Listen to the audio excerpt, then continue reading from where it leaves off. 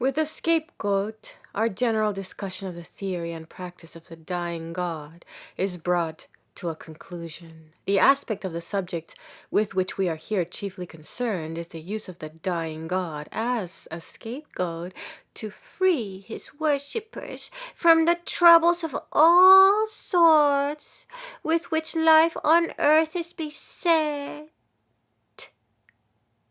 The aspect of the subject with which we are here chiefly concerned is the use of the dying god as a scapegoat to free his worshippers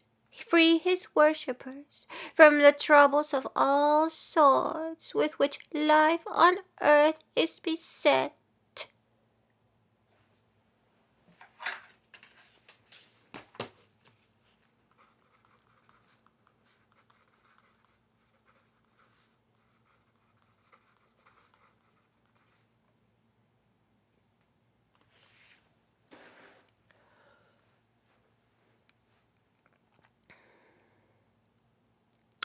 I have sought to trace this curious usage to its origin, to decompose the idea of the divine scapegoat into the elements out of which it appears to be compounded. If I am right, the idea resolves itself into a simple confusion between the material and the immaterial, between the real possibility of transferring a physical load to other shoulders and the supposed possibility of transferring our bodily and mental ailments to another who will bear them for us, to another who will bear them for us, to another who will bear them for us.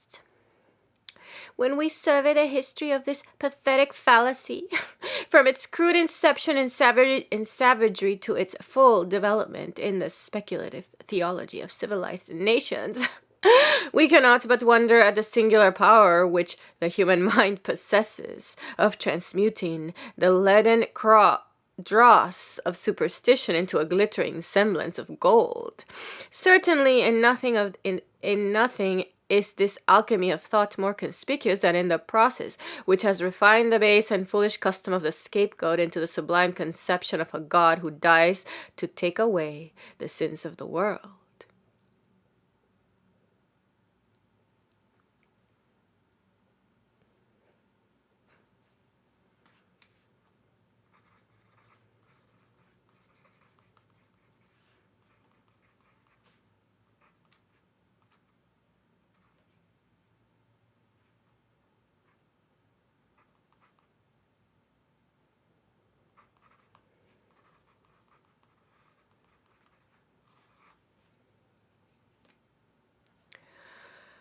Along with the discussion of the scapegoat, I have included in this volume an account of the remarkable religious ritual of the Aztecs, in which the theory of the dying god found its most systematic and most tragic expression. There is nothing, so far as I am aware, to show that the men and women who in Mexico died cruel deaths in the character of gods and goddesses were regarded as scapegoats by their worshippers and executioners. The intention of slaying them seems rather to have been to reinforce by a river of human blood, the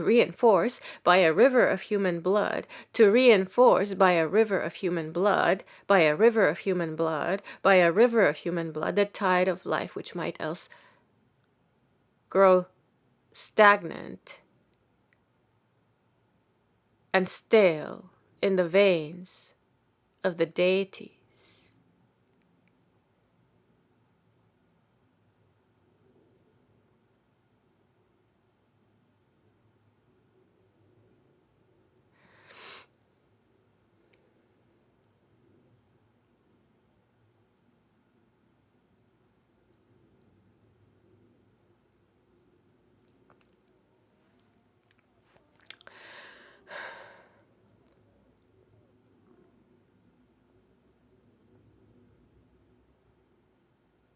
Hence, the Aztec ritual which prescribed the slaughter, the roasting alive, and the flaying of men, men and women, in order that the gods might remain forever young, in order that the gods may remain forever young.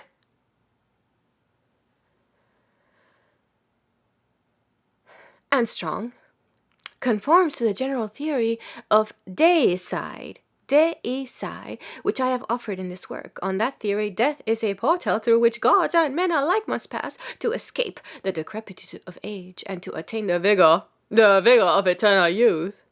The conception may be said to culminate in the Brahmanical doctrine that in the daily sacrifice, the body of the Creator is broken anew from the salvation of the world.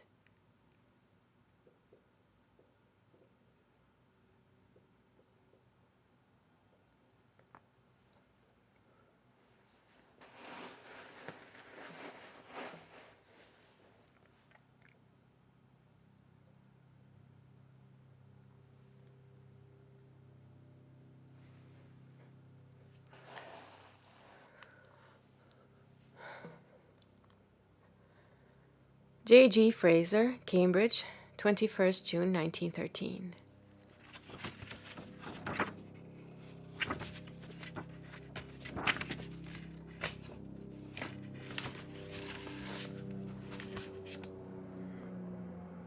The transference of evil. The transference of evil. The transference to inanimate objects. In the preceding parts of this work, we have traced the practice of killing a god among peoples in the hunting, pastoral, and agricultural stages of society, and I have attempted to explain the motives which led men to adopt so curious a custom. One aspect of the custom still remains to be noticed. The accumulated misfortunes and sins of the whole people are sometimes laid upon the dying god, who is supposed to bear them away forever, leaving the people innocent and happy.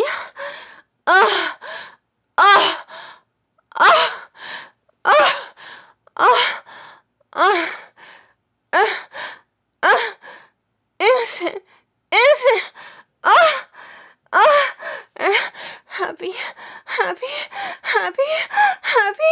happy.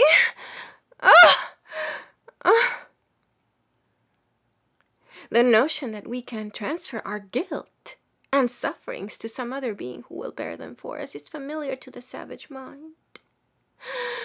It arises from a very obvious confusion between the physical and the mental, between the material and the immaterial.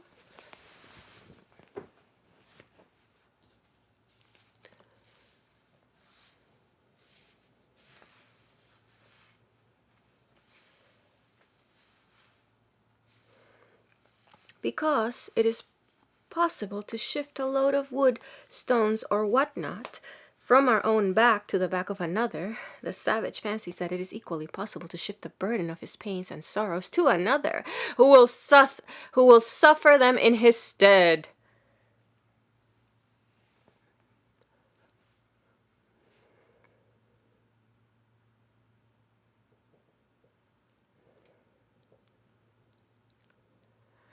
Upon this idea he acts, and the result is an endless number of very unamiable devices for palming off upon someone else the trouble which a man shrinks from bearing himself. In short, the principle of vicarious suffering is commonly understood and practiced by races who stand on a low level of social and intellectual culture.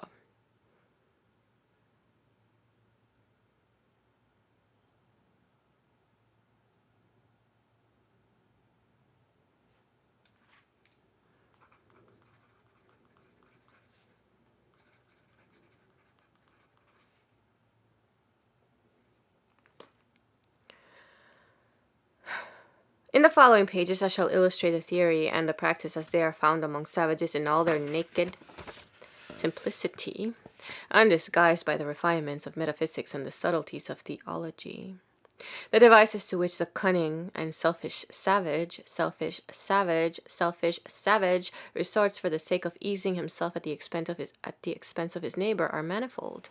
Only a few typical examples out of a multitude can be cited. Only a few. Only a few typical examples out of a multitude can be cited, and at the outset it is to be observed that the evil of which a man seeks to rid himself need not be transferred to a person. It may equally well be transferred to an animal or a thing.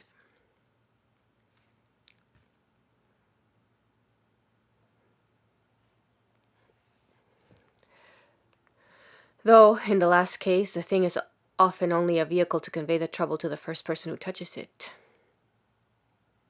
Though in the last case, the thing is often only a vehicle to convey the trouble to the first person who touches it. The first person who touches it. In some of the East Indian islands, they think that epilepsy can be cured by striking the patient on the face with the leaves of certain trees and then throwing them away. The disease is believed to have passed into the leaves and to have been thrown away with them. In the Warramunga and Tingili tribes of Central Australia, men who suffer from headache have often been seen wearing women's head rings. This was connected with the belief that the pain in the head would pass into the rings and that then it would be thrown away with them into the bush and so got rid of effectually. The natives have a very firm belief in the efficacy of this treatment. In the same way, when a man suffers from internal pain, usually brought on by overeating, his wife's head rings are placed on his stomach. The evil magic which is causing all the trouble passes into them, and they are then thrown away into the bushes where the magic is supposed to leave them. After a time, they are searched for by the woman who brings them back. The woman who brings them back and again wears them in the ordinary way.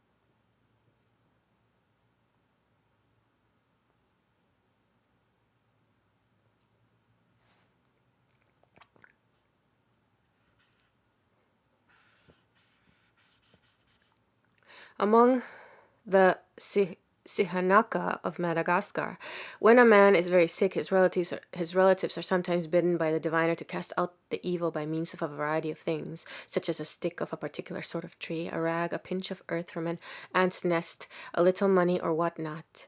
Whatever they may be, they are brought to the patient's house and held by a man near the door while the exorcist stands in the house and pronounces the formula necessary for casting out the disease. When he has done, the things are thrown away in the southward direction, and all the people in the house, including the sick man, if he has strength enough, shake their loose ropes and spit towards the door, in order to expedite the departure of the malady. When an Atkan of the Aleutian Islands had committed a grave sin and desired to unburden himself of his guilt, he proceeded as follows. Having chosen a time when the sun was clear and unclouded, he picked up certain weeds and carried them about his person. Then he laid them down and, calling the sun to witness, cast his sins upon them, after which, having eased his heart of all that weighed upon it, he threw the weeds into the fire and fancied that thus he cleansed himself of his guilt. Cleanse himself of his guilt. In Vedic times, a younger brother who married before his elder brother was thought to have sinned in so doing, but there was a ceremony by which he could purge himself of his sin. Fetters of reed grass were laid on him in token of his guilt, and when they had been washed and sprinkled, they were flung into a foaming torrent which swept them away, while the evil was bidden to vanish with the foam of the stream. The Matsen Negros of Togoland think that the river Awo has power to carry away the sorrows of mankind. So when one of their friends has died and their hearts are heavy, they go to the river with leaves of the raffia palm tied around their necks and drums in their hands. Dum, dum, dum, dum, dum, dum, dum, dum. Standing on the bank, they beat the drums and cast the leaves into the stream. As the leaves float away out of sight to the sound of the rippling water and the roll of the drums, they fancy that their sorrow too is lifted from them. Similarly, the ancient Greeks imagined that the pangs of love, the pangs of love, might be healed by bathing in the river Solemnus. The Indians of Peru sought to purify themselves from their sins by plunging their heads in a river. They said that the river washed their sins away. Another cure for melancholy or madness caused by love. An Arab cure for melancholy or madness caused by love. Madness caused by love is to put a dish of water on the sufferer's head, drop melted lead into it, and then bury the lead in an open field. That's the mischief that was in the man goes away. Amongst the Miotse or China, when the eldest son of the house attains the age of 7 years, a ceremony called driving away the devil takes place. The father makes a kite of straw and lets it fly in the desert, bearing away all evil with it. When an Indian of Santiago Tepehuacan is ill, he will sometimes attempt to rid himself of the malady by baking 7 cakes. Of these, he places 7 in the top of the highest pine tree of the forest, 7 he lays at the foot of the tree, and 7 he casts into a well with the water, of which he then washes himself. By this means, he transfers the sickness to the water of the well, and so is made whole. The Baganda believed that plague was caused by the god Kaumpuli, who resided in a deep hole in his temple. To prevent him from escaping and devastating the country, they battened him down in the hole by covering the top with plantain stems and piling wild cat skins over them. There was nothing like wild cat skins to keep him down, so hundreds of wild cats were hunted and killed every year to supply the necessary skins. However, sometimes in spite of these precautions, the god contrived to escape, and then the people died. When a garden or house was plague-stricken, the priest purified it by transferring the disease to a plantain tree and then carrying away the tree to a piece of wasteland. The way in which they effected the transference of the disease was this. They first made a number of little shields and spears out of plantain fiber and reeds and placed them at intervals along the path leading from the garden to the main road. A young plantain tree about to bear fruit was then cut down. The stem was laid in the path leading to one of the plague-stricken huts, and it was speared with not less than 20 reed spears. No, it was speared. It was speared with not less than 20 reed spears, which were left sticking in it, while some of the plantain fiber shields were also fastened to it. This tree was then carried down to the path to the wasteland and left there. It went by the name of the scapegoat, Kyonzide, to make quite sure that the plague, after being thus deposited in the wilderness, should not return by the way it went. The priest raised an arch covered with bark cloth over the path at the point where it diverged from the main road. The arch was thought to interpose an insurmountable barrier to the return of the plague.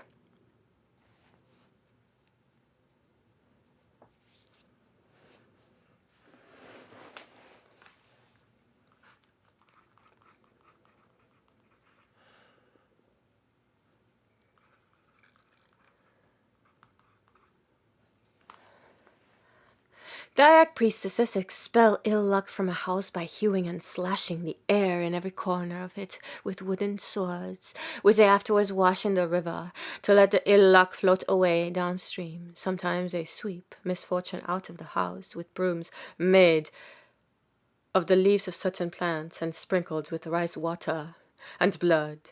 Having swept it clean out of every room and into a toy house made of bamboo, they set the little house with its load of bad luck adrift on the river. The current carries it away out to sea, where it shifts its baleful cargo to a certain kettle-shaped ship, which floats in mid-ocean and receives it in its capacious hold. All the ills that flesh is heir to. All the ills that flesh is heir to. Well would it be with mankind if the evils remained forever tossing far away on the billows. But alas!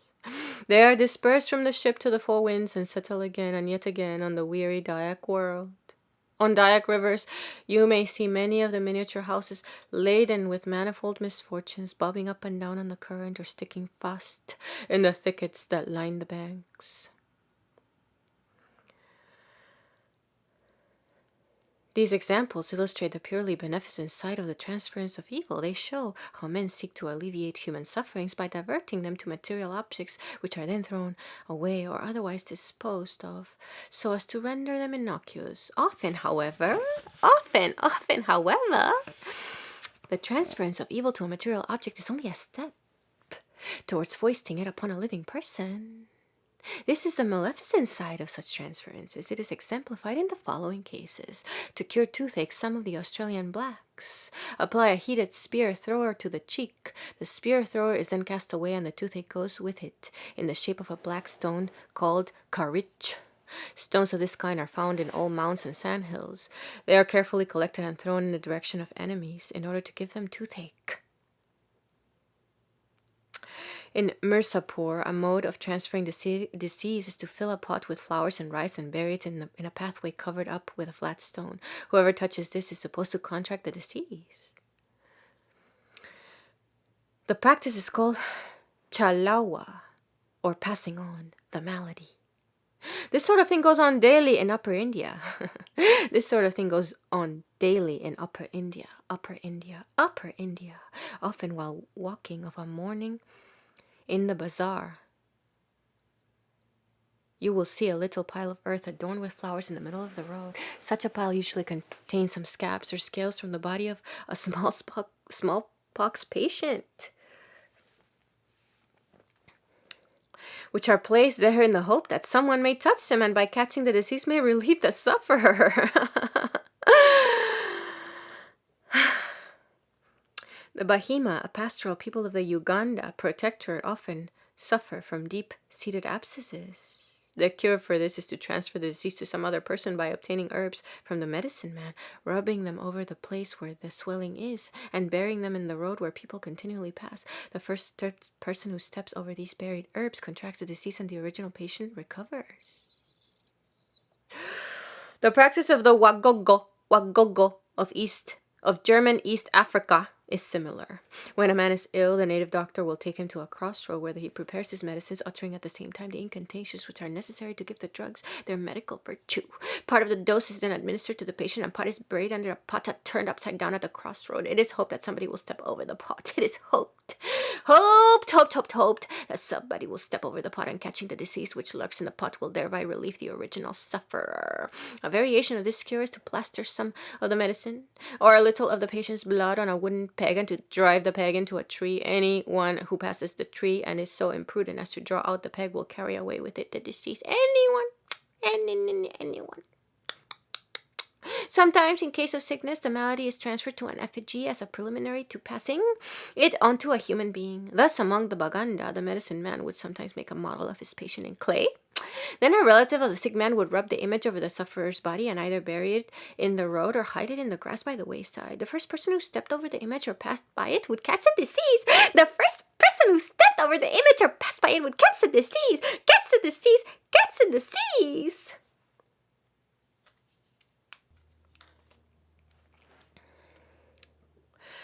Sometimes the effigy was made out of a plantain flower tied up so as to look like a person. It was used in the same way as the clay figure.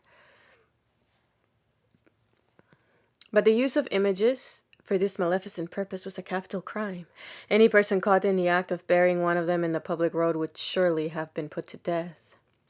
Among the Sena-speaking people to the north of the Zambezi, when anyone is ill, the doctor makes a little pig of straw to which he transfers the sickness. The little pig is then set on the ground where two paths meet, and any passerby who chances to kick it over is sure to absorb the illness and to draw it away from the patient. Among the Korkus, a forest tribe of the central provinces in India, when a person wishes to transfer his sickness to another, he contrives to obtain the loincloth of his intended victim and paints two figures on it in lamp black, one upright and the other upside down. As soon as the owner of the loincloth puts it on, he falls a victim to the ailment which afflicted the artist who drew the figures. Every 9 years, a Mongol celebrates a memorial festival of his birth for the purpose of ensuring the continuance of his life and welfare. At this solemn ceremony, 2 lambskins, one black, the other white, are spread on the floor of the hut, which is further covered with a felt carpet, and on the carpet are made 9 little ridges of earth brought from 9 mountains, the bottom of a river, and a sepulchral mound. The owner of the hut, for whose benefit the rite is performed, next seats himself on the black lambskin, and opposite him set an effigy of himself. And opposite him is set an effigy of himself made of dough by a lama. The priest then throws a black stone at the effigy, praying that the black arrow of death may pierce it, after which he throws a white stone at the master of the hut, praying that the bright beam of life may endow him with wondrous strength. After that, the Mongol gets up, steps steps over one of the ridges of earth and says, I have overcome a mishap. I have overcome a mishap. I have escaped a death. I have escaped a death. This ceremony he performs 9 times, stepping over all the ridges, one after the other. Then he sits down on the white lambskin, and the lama takes the dough effigy, swings it thrice round the man who it represents, spits on it thrice, and hands it to attendants who carry it away into the steppe. A little holy water sprinkled over the Mongol now completes his protection against perils and dangers. A little holy water sprinkled over the Mongol now completes his protection against perils and dangers. This last is a case of the beneficent transference of evil, for in it no attempt seems to be made to shift the burden of misfortune to anyone else.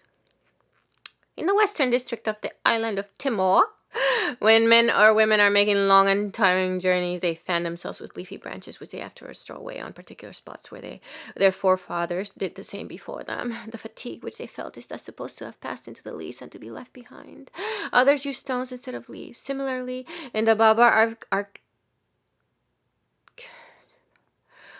archipelago, tired people will strike themselves with stones, believing that they thus transfer to the stones the weariness which they felt in their own bodies. They then throw away the stones in places which are specially set apart for the purpose.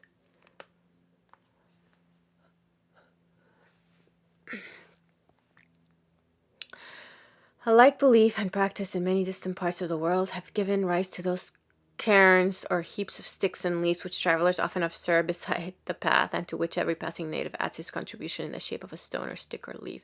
Thus in the Solomon and Banks Islands, the natives are wont to throw sticks, stones, or leaves upon a heap at a place of steep descent, or where a difficult path begins, saying, There goes my fatigue.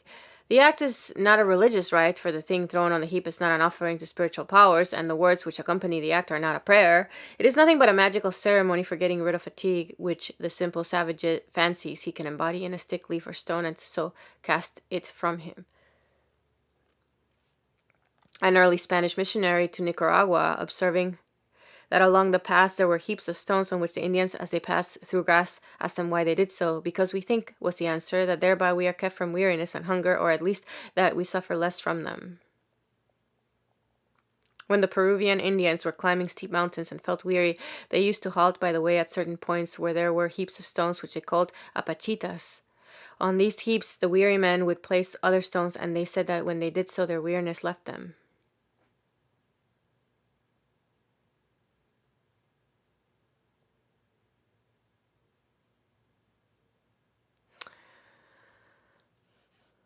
In the passes of the eastern Andes, on the borders of Argentina and Bolivia, large cairns are constantly found, and every Puna Indian, on passing, adds a stone and a coca leaf, so that neither he nor his beasts of burden may tire on the way. In the country of the Tarahumares,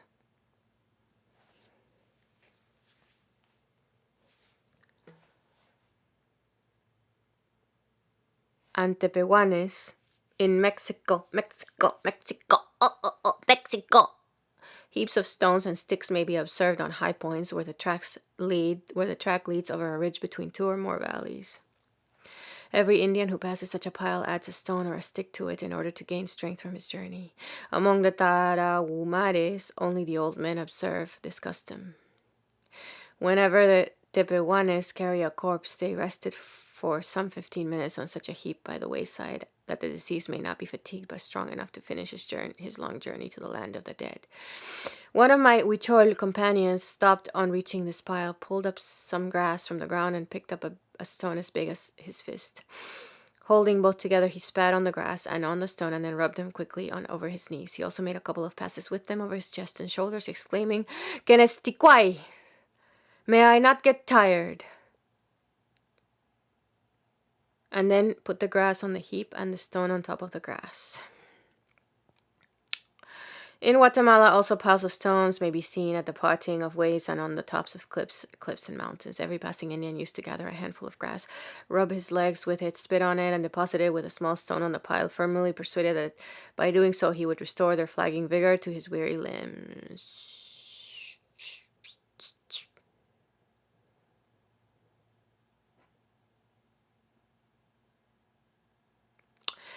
Here the rubbing of the limbs with the grass, like the Babar custom of striking the body with a stone, was doubtless a mode of extracting the fatigue from them as a preliminary to throwing it away. Similarly, on the plateau between Lakes Tanganyika and Nyasa, the native carriers, before they ascend a steep hill with their loads, will pick up a stone, spit on it, rub the calves of their legs with it, and then deposit it on one of those small piles of stones which are commonly to be found at such spots in this part of Africa. A recent English traveler who noticed the custom was informed that the carriers practiced it to make their legs light.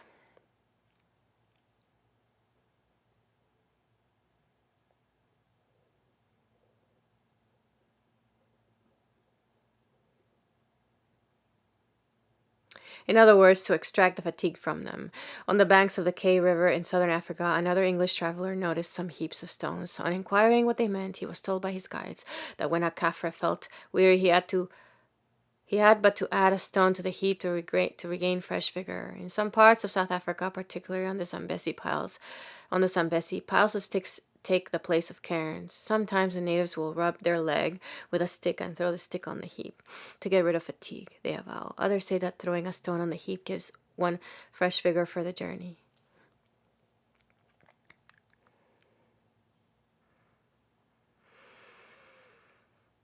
From other accounts of the Kafrev custom, we learn that these cairns are generally on the sides or tops of mountains, and that before a native deposits his stone on the pile, he spits on it. The practice of spitting on the stone which the weary wayfarer lays on the pile is probably a mode of transferring his fatigue the more effectually to the material vehicle, which is to rid him of it. We have seen that the practice prevails among the Indians of Guatemala and the natives of Tanganyika Plateau, and it appears to be observed also under similar circumstances in Korea, where the cairns are to be found especially on the tops of passes. From the primitive point of view,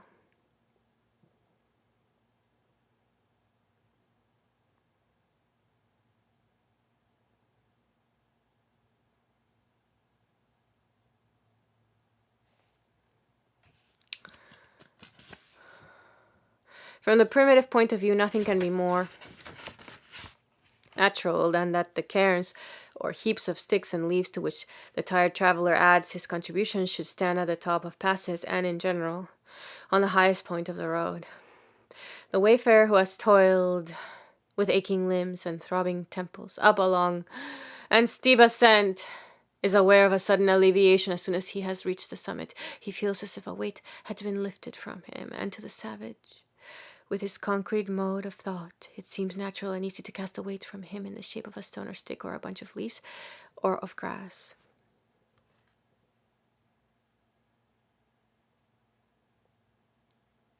Hence, it is that the piles which represent the accumulated weariness of many footsore and heavy-laden travelers are to be seen wherever the road runs highest in the lofty regions of Bolivia, Tibet, Bhutan, and Burma.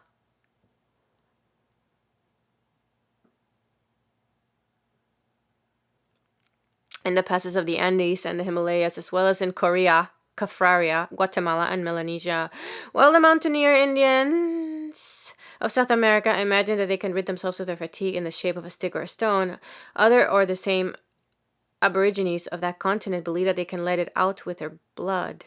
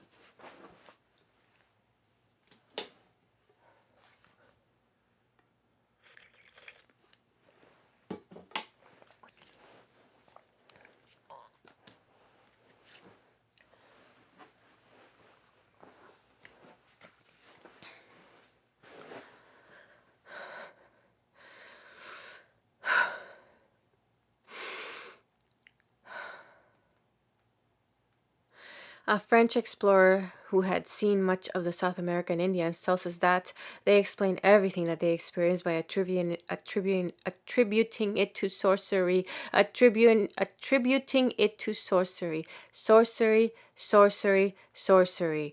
They explain everything that they experience by attributing it to sorcery, to the influence of maleficent beings. Thus, an Indian on the march, when he feels weary, never fails to ascribe his weariness to the evil spirit. And if he has no diviner at hand, he wounds himself in the knees, the shoulders, and the arms, in order to let out the evil with the blood. That is why many Indians, especially the Aucas, Araucanians, have always their arms covered with scars.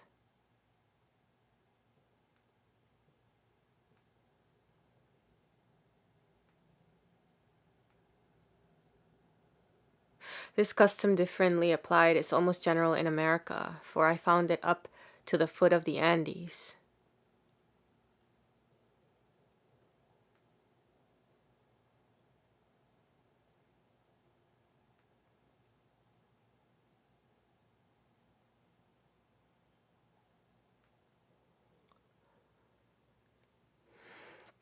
In Bolivia, among the Chiriguana and Yuracares nations. But it is not merely bodily fatigue which the savage fancies he can rid himself of by the simple expedient of throwing a stick or a stone, unable clearly to distinguish the immaterial from the material, the abstract from the concrete. He is assailed by vague terrors. He feels himself exposed to some ill-defined danger on the scene of any great crime or great misfortune. The place to him seems haunted ground. The thronging memories that crowd upon his mind, if they are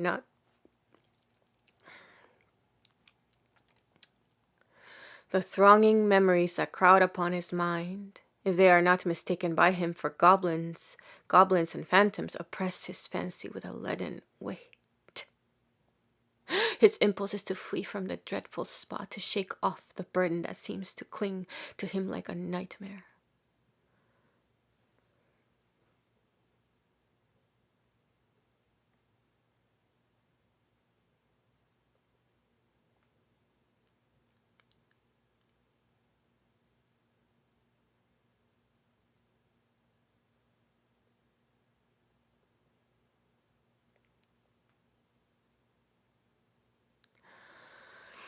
This, in his simple, sensuous way, he thinks he can do by casting something at the horrid place and hurrying by.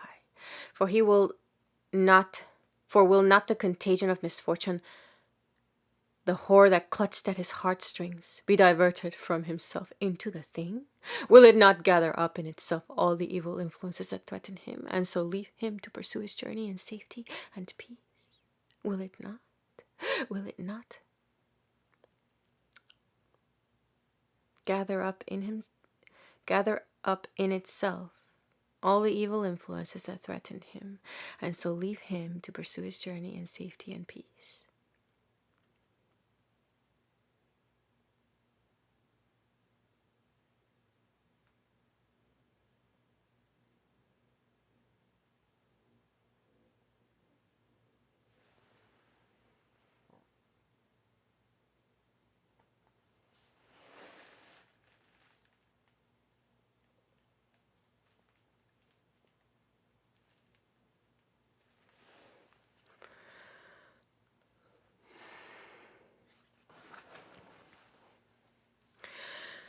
Some such strain of thought, if these gropings and fumblings of a mind in darkness deserve the name of thought, seem to explain the custom observed by wayfarers in many lands of throwing sticks or stones on places where something horrible has happened or evil deeds have been done.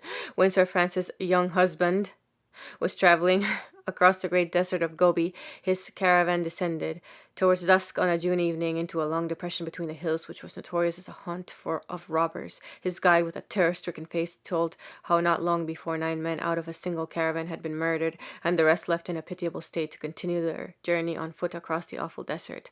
A horseman, too, had just been seen riding towards the hills. We had accordingly to keep a sharp lookout, and when we reached the foot of the hills, halted, and taking the loads off the camels, wrapped ourselves up in our sheepskins and watched through the long hours of the night. Day broke at last, and then we silently advanced and entered the hills.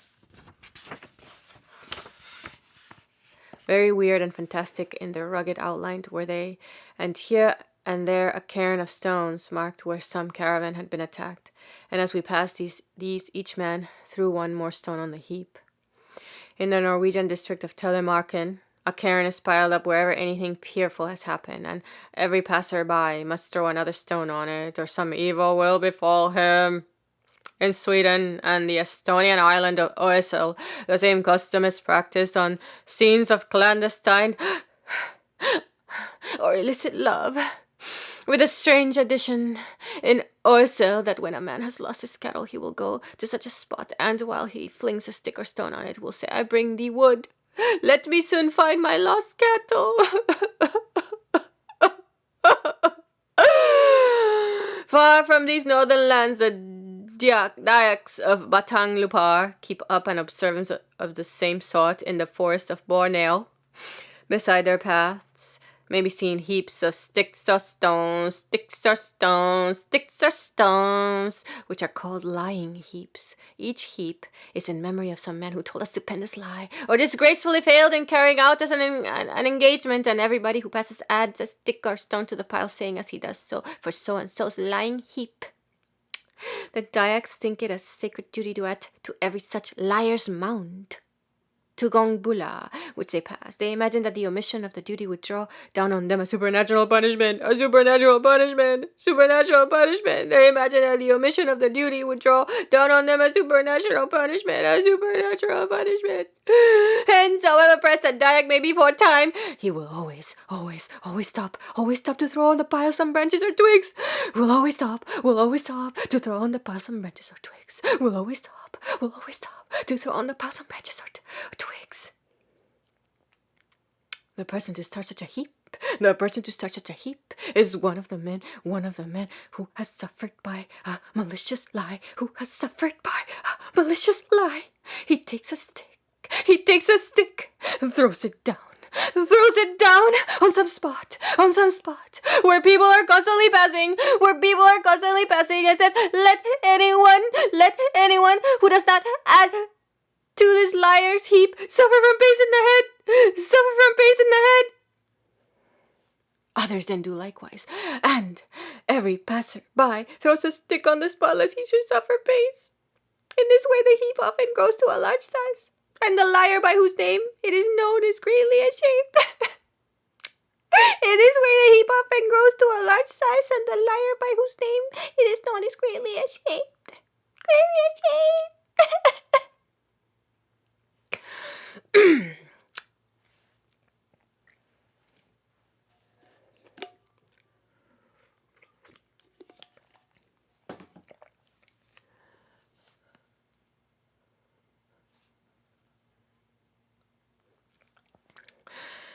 But it is on the scenes of murder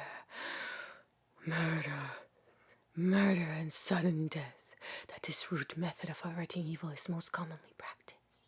The custom that every passerby must cast a stone or stick on the spot where someone has come to a violent end, whether by murder or otherwise, has been observed in practically the same form in such many and diverse parts of the world as Ireland, France, Spain, Sweden, Germany, Bohemia, Lesbos,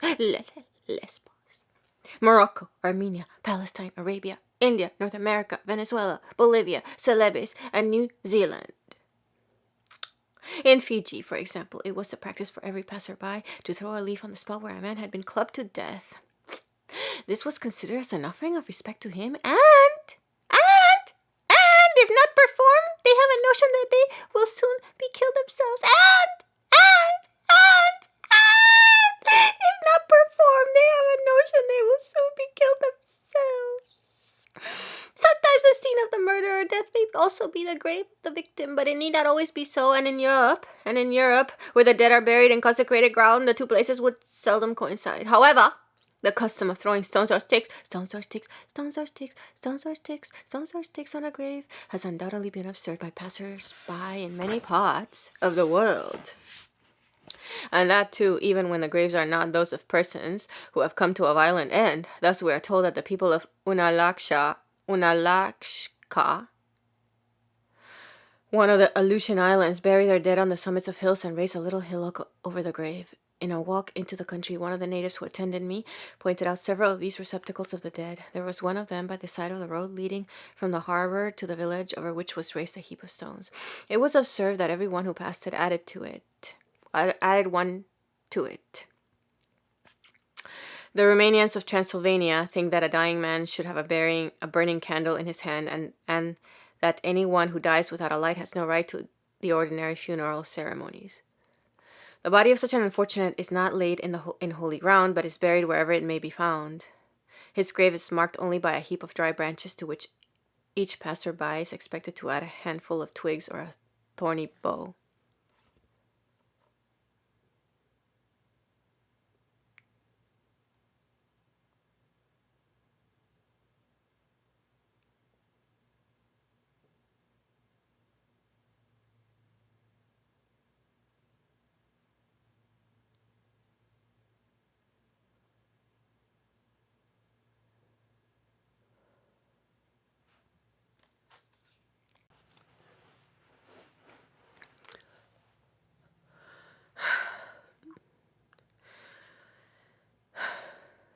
The Hottentot god or hero, Haitsi Abib, died several times and came to life again. When the Hottentots pass one of his numerous graves, they throw a stone, a bush, or a fresh branch on it for good luck. Near the former mission station of Blitzingly in Cape Colony, there was a spot called Devil's Neck, where, in the opinion of the Bushmen, the devil was interred. To hinder his resurrection, stones were piled in heaps about the place. When a bushman traveling in the company of a missionary came in sight of the spot, he seized a stone and hurled it at the grave, remarking that if he did not do so, his neck would be twisted round so that he would have to look backwards for the term of his natural life.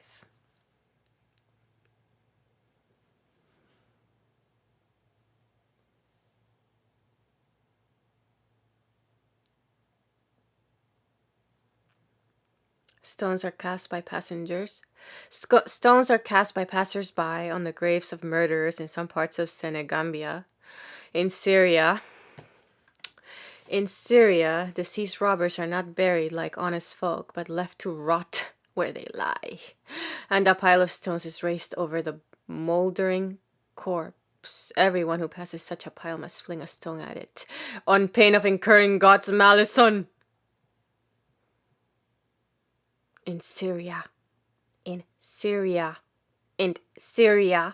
deceased robbers are not buried like honest folk, but left to rot where they lie, and a pile of stones is raised over the mouldering corpse. Everyone who passes such a pile must fling a stone at it, on pain of incurring God's malison. Between 60 and 70 years ago, an Englishman was traveling from Sidon to Tyre with a couple of Mussulmans.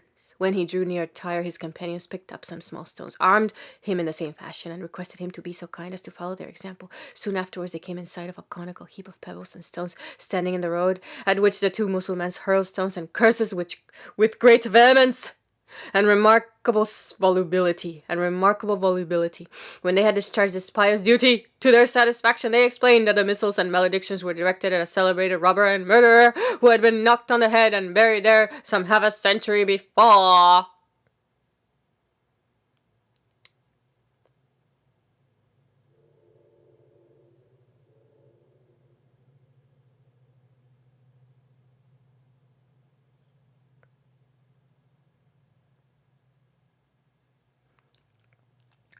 In these latter cases, it may perhaps be thought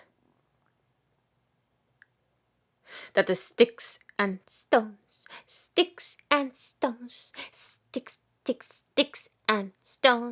serve no other purpose than to keep off the angry and dangerous ghosts who might be supposed to haunt either the place of death or the grave. This interpretation seems certainly to apply to some cases of the custom. For example, in Pomerania and West Prussia, the ghosts of suicides are much feared. Such persons are buried not in the churchyard, but at the place where they took their lives, and every passerby must cast a stone. Every passerby!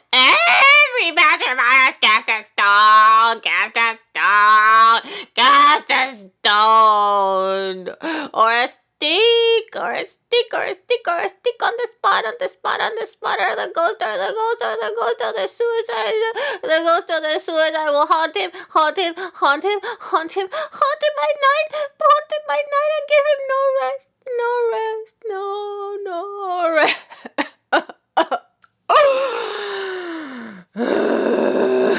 Hence, the piles of sticks or stones, the piles of sticks or stones accumulated on the graves of these poor wretches sometimes attain a considerable size.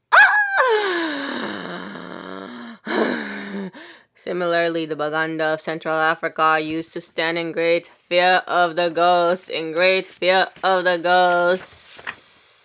of suicides, and they took many precautions to disarm or even destroy these dangerous spirits. For this purpose, the bodies of suicides were removed to waste land or crossroads and burned there, together with the wood of the house in which the deed had been done, or of the tree on which the person had hanged himself. By these means they imagined that they destroyed the ghost so that he could not come and lure others to follow its bad example. Lest, however, the ghost should survive the destruction of his body by fire, the Baganda, in passing any place where a suicide had been burned, always threw grass or sticks on the spot to prevent the ghost from catching them. And they did the same for the same reason. Whenever they passed the places on waste ground where persons are accused of witchcraft, and found guilty by the poison ordeal had been burned to death. Baganda women had a special reason for dreading all graves which were believed to be haunted by dangerous ghosts, for imagining that they could conceive children without intercourse with the other sex. They feared to be impregnated by the entrance into them of the ghosts of suicides and other unfortunate or uncanny people, such as persons with a light complexion, twins, and particularly all who had the mishap to be born feet foremost. For that reason, Baganda women were at pains whenever they passed the graves of any such persons to throw sticks or grass upon them, for by so doing they thought that they could prevent the ghost of the dead from entering into them and being reborn.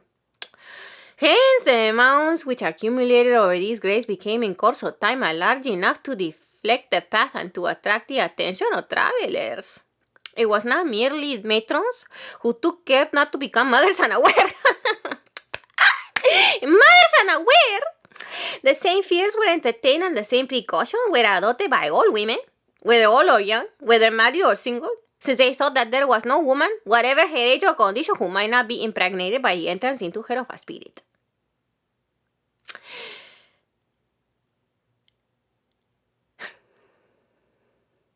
In these cases, therefore, the throwing of sticks or grass at graves is a purely defensive measure. The missiles are intended to ward off the assaults of dangerous ghosts. Similarly, we are told that in Madagascar, solitary graves by the wayside have a sinister reputation, and that passers-by, without looking back, will throw stones or clods at them to prevent the evil spirits from following them. The Maravis of South Africa, like the Baganda, used to burn witches alive and to throw stones on the places of execution whenever they passed them, so that in time regular cairns gradually rose on the spots. No doubt with these Maravis, as with the Baganda, the motive for throwing missiles at such places is to protect themselves against the ghosts. A protective motive is also assigned for a similar custom observed in Chota Nagpur, a region of India, which is the home of many primitive tribes. There heaps of stones or of leaves and branches may often be seen beside the path. They are supposed to mark the places where people have been killed by wild beasts, and the natives think that any passerby who failed to add a stone or a stick to the pile would himself be seized and devoured by a wild animal. Here, though the ghost is not explicitly mentioned, we may perhaps suppose that out of spite, he is instrumental in causing others to perish by the same untimely death by which he himself carried off. The Kayans of Borneo imagine that they can put evil spirits to flight by hurling sticks or stones at them, so on a journey they will let fly volleys of such missiles at the rocks and dens where demons are known to reside. Hence, whenever the throwing of stones at a grave is regarded as an insult to the dead, we may suppose that the missiles are intended to hit and hurt the ghost. Thus, Euripides represents the murder of Aegisthus as leaping on the tomb of his victim, Agamemnon, and pelting it with stones.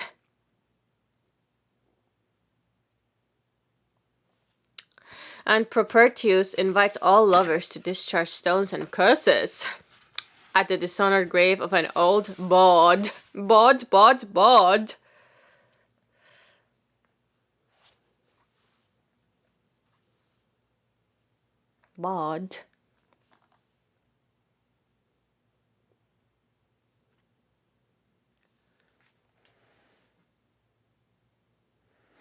Bawd. B-A-W-D. Bawd. Note, this page may contain content that is offensive or inappropriate for some readers. A woman who keeps a brothel. A madam. A woman prostitute. A person who runs a brothel, especially a woman. A prostitute.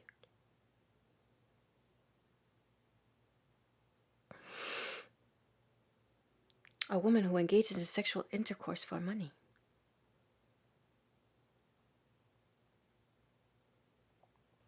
Etc.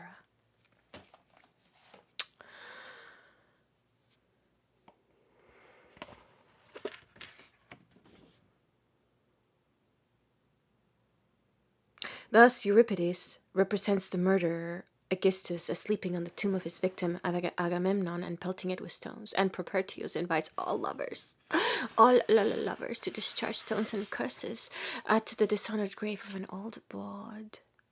But if the series seems adequately to account for some cases of the custom with which we are concerned, it apparently fails to explain others.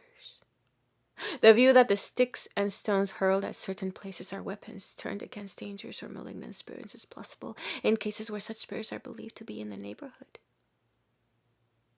But in cases where no such spirits are thought to be lurking, we must, it would seem, cast about for some other explanation. For example, we have seen that it has been customary to throw sticks or stones on spots which have been defiled by deeds of moral turpitude.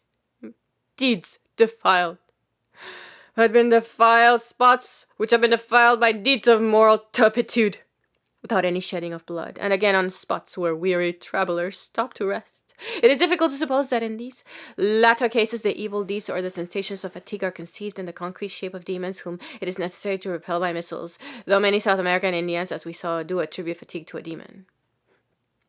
Still more difficult is it to apply the purely defensive theory to cases where beneficent spirits are imagined to be hovering somewhere near, and where the throwing of the stones or sticks is apparently regarded by those who practice it as a token of respect and of hostility. Thus, amongst the Maasai, when anyone dies away from the kraal, his body is left dying on the spot where he died, and all persons present throw bunches of grass or leaves on the corpse. Afterwards, every passerby casts a stone or a handful of grass on the place, and the more the dead man was respected, the longer is the usage observed. It is especially the graves of Maasai medicine men that are honored in this way. In a forest near Avestad in Sweden, the traveler Clark observed several heaps made with sticks and stones,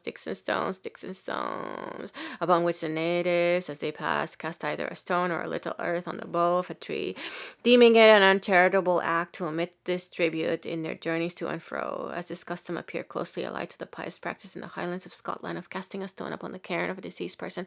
We, of course, concluded these heaps were places of sepulture. They were said to be the graves of a band of robbers who had plundered merchants on their passage through the forest, but had afterwards been killed and buried where they fell. However, in all these cases, the practice of throwing stones on the grave, though interpreted as a mark of respect and charity, though interpreted as a mark of respect and charity, may really be based on the fear of ghosts. May really be based on the fear of ghosts, so that the motive for observing the custom may be merely that of self-defense against a dangerous spirit. Yet this explanation could hardly apply to certain other cases. Thus, in Syria, it is a common practice with pious Muslims, when they first come in sight of a very sacred place such as Hebron or the tomb of Moses, to make a little heap of stones, or to add a stone to a heap which has been already made. Hence, here and there, the traveler passes a whole series of such heaps by the side of the track. In northern Africa, the usage is similar. Cairns are commonly erected on spots from which the devout pilgrim The devout pilgrim first discerns the shrine of a saint afar off. Hence, they are generally to be seen on the top of passes, for example, in Morocco, at the point of the road from Casablanca to Azamor, where you first come in sight of the white city of the Saint gleaming. In the distance, there rises an enormous cairn of stones, shaped like a pyramid, several hundreds of feet high, and beyond it, on both sides of the road, there is a sort of avalanche of stones, either standing singly or arranged in little pyramids, every pious Mohammedan, whose eyes are gladdened, by the blessed sight, of the sacred town, as his stone,